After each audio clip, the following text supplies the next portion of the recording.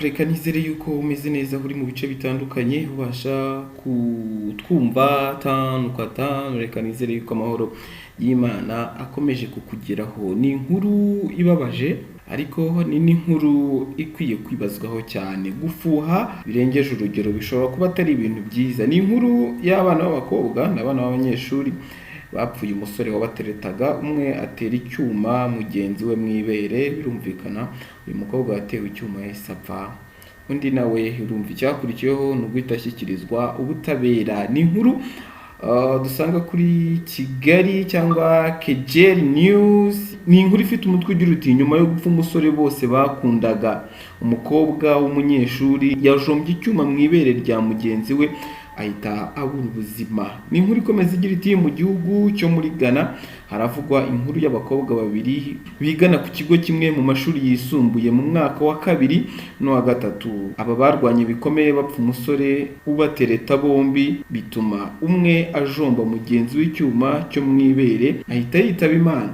Aya mahano yabereye mu kigo cyitwa Junior High School mu gihugu cya Ghana. Bivugwa ko uyu mukobwa wigaga mu mwaka wa 2 ari we wafashe icyuma akakijomba mugenzi we wiga mu mwaka wa 3 mu ibere ry'ibumoso, bimuviramo kubura ubuzima. Iyi mirwano y'abakobwa bombi nk'uko bivugwa n'abandi banyeshuri yatewe n'uko bapfaga umusore ubatereta bombi, bigatuma buri umwe ashaka kumwibikaho wenyine. Aribwo bahise barwana ku bw'amahirwe make, umwe ahita abura ubuzima.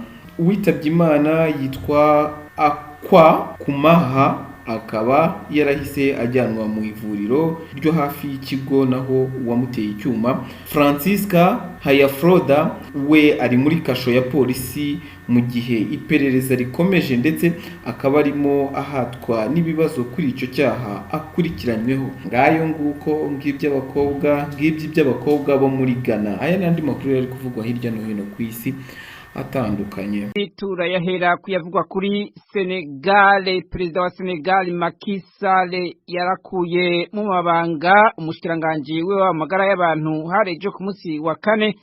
Ni mu gihe igihugu ciwe kiriko kiragandarira abana b'impinja 11 bishwe n'umuriro mu bitaro utewe n'insinga z'umuyaga nkuba. Iryo sanganya ryabaye ku mugoroba wo ku munsi wa 3 mu gisagara ca Tivaouane mu burengero bw'ico gihugu. Ni rumwe mu mfu zibera mu bitaro zigaragazwa no kwanjanjwa kw'ibitaro mu gihugu. Ibiro vya perezida byatangaje ku muhingamo w'ejo ku munsi wa 4 k'umushikiranganje yahahora agiye gusubirirwa na Marie Temese Ngome Ndiaye yahoze ari umuyobozi mukuru w'ikigo ca leta kijejwe amagara y'abantu. Ivyo biro byavuze ko perezida Macky Sall agiye gucira urugendo rwiwe arimwo mu mahanga hagati, asubire muri Senegal ahategekanya kuzogendera ivyo bitaro ku munsi wa 6. Umuyobozi mukuru wa OMS Tedros Adhanom Ghebreyesus nawe yavuze ko ibyabaye muri Senegal birenze uko umuntu yo kwiyumvira.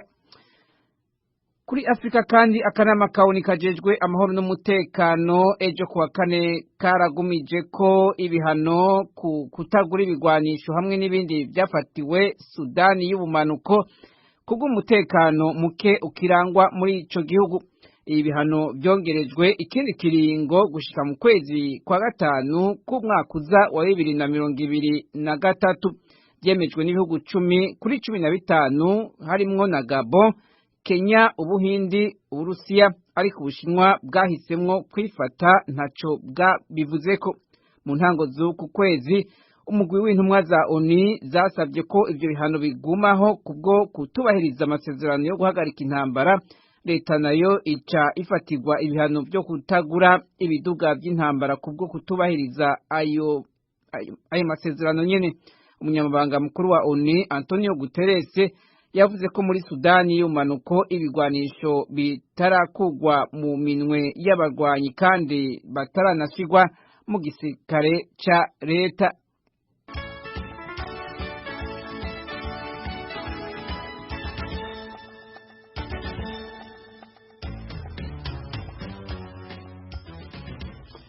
Kuri Afrika kandi leta z'umwe za Amerika yaratangaje ishiraho agashimwe ku miliyoni umwe w'amadolari ku muntu umwe wese azotanga amakuru ashobora gutuma hafatwa abanyakenya babiri baronderwa ku vyaha vyo kudandaza ibiyayuramutwe hamwe n'ibiva ku bikoko vyo mw'ishamba.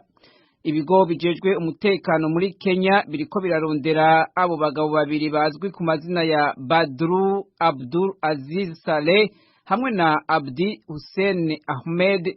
Urongoye ikigo gikora amatohoza muri Kenya George Kinoti yavuze ko abo banyakenya babiri bagirizwa urwo rudandazwa rw'agaciro kangana amamiliyoni y'amadolari. Kinoti avuga ko bagize uruhara mu kunyuruza, gutanga no kwinjiza muri leta z'umwe za Amerika amatoni angana 190 y'amahembe y'inzovu bayakuye mu bihugu bitandukanye vya Afrika birimwo na Kenya. Barakuye kandi muri Kenya urumogi rwo mu bwoko bwa heroine rungana n'ikiro kimwe bagwinjiza muri leta z'umwe za Amerika nk'uko abivuga. Mu kwezi kw'indwi 2020 uwundi munyakenya akekwa ko urwo rudandazwa Abubakar Masur yarafashwe arungikwa muri leta zunze ubumwe za Amerika. Ubushinwa n'Uburusiya ejo kuwa kane bwaranse kwemeza ibihano vyateguwe na leta z'umwe za Amerika kuri Korea ya Ruguru mu kanama kajejwe amahoro n'umutekano ka ONU. Korea ya Ruguru yagirizwa kongera kurungika misile balistike hari nyuma y'urugendo rwa Perezida Joe Biden muri Aziya. Iyi nyifato y'Uburusiya n'Ubushinwa yaraciyemwo ibice akanama ka ONU kajejwe umutekano kuva gatangura gufata ibihano kuri Korea ya Ruguru. Ambasaderi w'Ubushinwa muri ONU Zhang Yun yavuze ko kongereza ibihano kuri Korea ya Ruguru ataco bizofasha mu gukemura ibibazo bihari atari ukugutuma ibintu birushiriza kuyangara.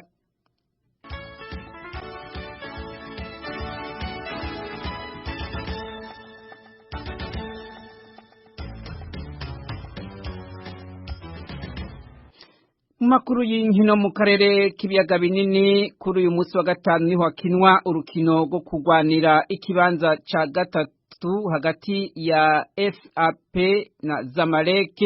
Ni muri za nkino za Basketball Africa League ziriko zirabera i Kigali mu Rwanda.